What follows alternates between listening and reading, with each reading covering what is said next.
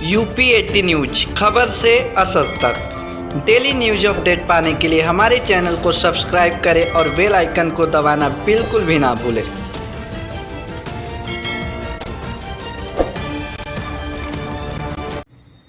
Doctor साहब अपना पूरा परिचय बताएं।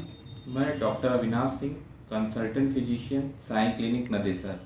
डॉक्टर साहब बात की जाए तो जिस तरह से अभी कुछ दिनों में डेंगू के मरीजों की संख्या बढ़ी है, क्या कहना चाहेंगे और किस तरह से लोग अपने आप को स्वस्थ रखें? इस समय डेंगू चरम पर है और डेंगू की संख्या बनारस में बढ़ गई है और पेशेंट भी जो पहले जिस हिसाब से कोविड के पेशेंट बढ़े हुए थे उस हिसाब से डेंगू के पेशेंट इस समय बढ़े हुए हैं। इसमें आपको सबसे जरूरी होता है अगल बगल स्वच्छता रखना। बारिश के मौसम में पानी इकट्ठा हो जाता है, चाहे तालाब के पास रहते हैं, चाहे आपके घर के अगल बगल कूलर वगैरह में, तो उस पानी को रोज चेंज करना जरूरी है। अगर बड़ी जगह पे इकट्ठा है पानी तो आप अपने ट्रीटमेंट करा सकते हैं। किसी मतलब जो जिम्मेदार व्यक्ति है, नगर निगम वाले, उनको सूचित करें कि यहाँ पे मॉस्किटो ज़्यादा है, मच्छर ज़्यादा है। तो ये किस तरह का मच्छर होता है डॉक्टर साहब, कि कैसा ये मच्छर होता है, कैसे इसका वायरस शरीर में फैलता है, क्या लक्षण है इसका? डेंगू के मच्छर डेंगू को काटने से फीमेल मॉस्किटो होते हैं, जिसके वजह से जब डेंगू होगा तो फीवर से शुरुआत होती है पहले। और सबसे पहला इसको जज करने का होता है कि प्लेटिलेट बहुत तेजी से डाउन होता है। प्लेटिलेट डाउन होता है, उसके कारण कमजोरी आती है, लोगों को ब्लीडिंग भी हो जाती है कभी कभी ज़्यादा प्लेटिलेट डाउन होने की वजह से। बात की जाए तो बच्चों पर इसका कितना असर पड़ता है? बच्चों पे भी इसका उतना ही असर है जितना बड़ों पे है। इस पे खान पान पे क्या ध्यान देना चाहिए, किस तरह का भोजन करना चाहिए कि आदमी इस बीमारी से दूर रहे? दूर रहने के लिए तो देखिए आपको ऐसा स्वच्छ वातावरण ही बनाना पड़ेगा कि मॉस्किटो आपके अगल बगल ना आए या मच्छर आपके अगल बगल ना आए। आप जो भी यूज करें अपने बचाव के लिए कि मच्छर से ही बचना होगा, क्योंकि ये ऐसी बीमारी नहीं है कि पहले से आप कुछ खा ले तो आपको मतलब सही हो जाएंगे आप। तो किस तरह का खान पान करना चाहिए कि जो इससे थोड़ा सा हेल्दी भी बना रहे, शरीर भी स्वस्थ रहे? अगर डिटेक्ट होता है, अगर डेंगू पॉजिटिव आ जाता है कोई और प्लेटिलेट डाउन हो रहा है, तो अपने शास्त्रों के अनुसार या आयुर्वेद के अनुसार क्रेसिया पपाया होता है, जिसको बोलते हैं पपीता।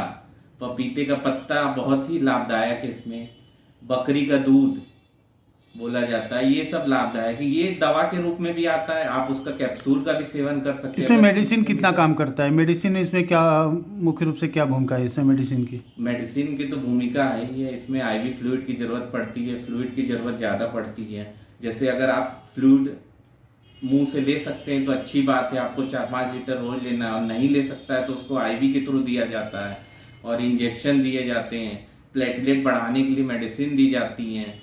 बाकी सिम्टोमेटिक ट्रीटमेंट होता है इसका, ऐसा कुछ स्पेसिफिक ट्रीटमेंट नहीं है। क्या कहना चाहेंगे काशी की जनता के लिए इस समय जो माहौल चल रहा है, किस तरह से अपने आप को स्वस्थ रखें?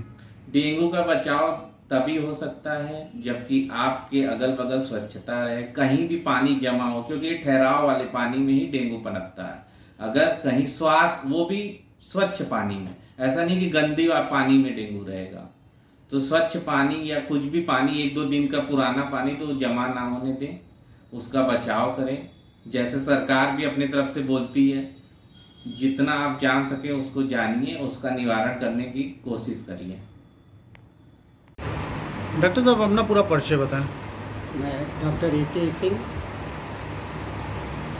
कोऑर्डिनेटर माही मीन्स होता है medical association of homeopathy in India.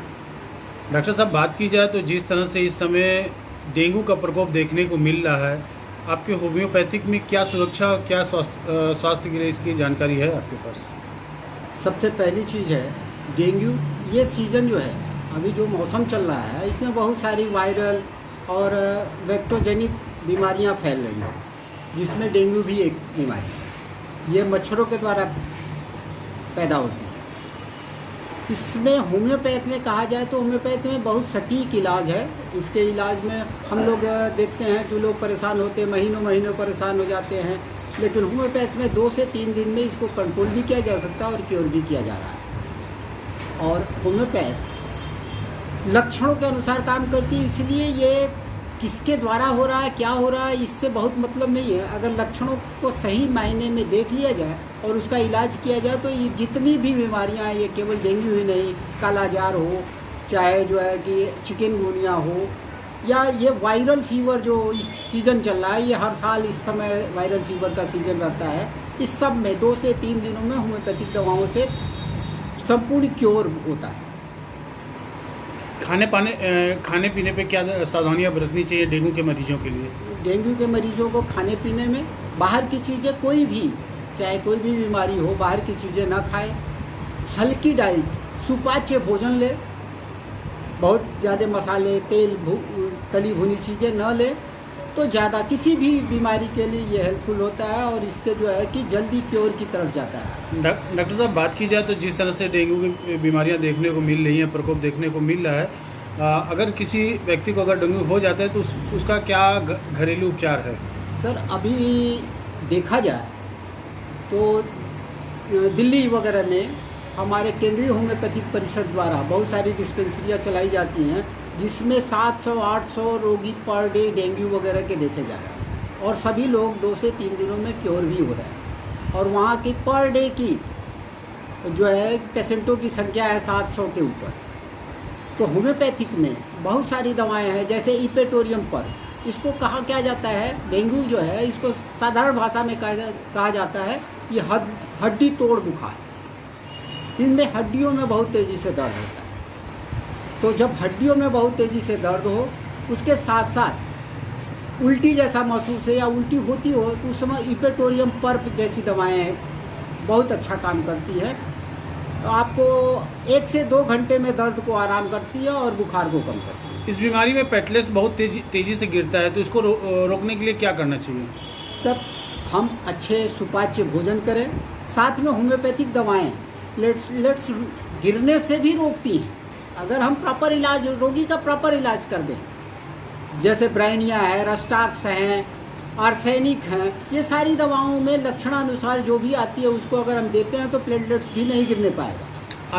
Arsenic तो आप लोग कोविड में भी चलाते थे? हाँ सर, हमारे यहाँ लक्षणानुसार दवाएं होती है, लक्षण के अनुसार दवाएं चलती हैं। तो कोविड के सारे लक्षण आर्सेनिक से मिलते जुलते थे, इसलिए इसको प्रिवेंटिव भी यूज़ किया गया और क्यूरेटिव भी यूज़ किया गया। क्या कहना चाहेंगे काशी की जनता के लिए इस समय जो बीमारियां चल रही हैं उससे बचाव के लिए?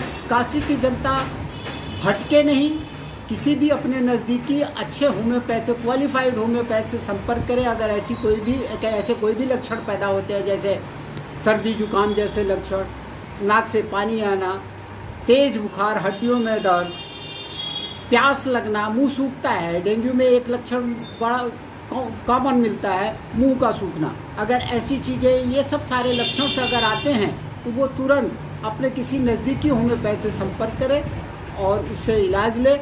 वो परेशान नहीं होगा, जल्दी से क्योर हो जाएगा और उसके स्वास्थ्य में कोई गड़बड़ी नहीं आएगी। जैसे प्लेटलेट्स का गिरना, जिससे कमजोरी ज़्यादा हो जाती है, ज़्यादा गिरता है तो ब्लीडिंग जैसी समस्याएं शुरू हो जाती हैं, अंदरूनी पार्ट में ब्लीडिंग होती है, ये सब सारी समस्याओं से वो बचा रहेगा होम्योपैथी। अगर ऐसे भी लक्षण आ जाते हैं तो भी फास्फोरस जैसी दवाएं, हेमामेलिस जैसी दवाएं, बैक्टीरिया जैसी दवाएं, ये जो है क्योर की तरफ ले जाएंगी, उसको जल्दी से क्योर करेंगी। Thank you.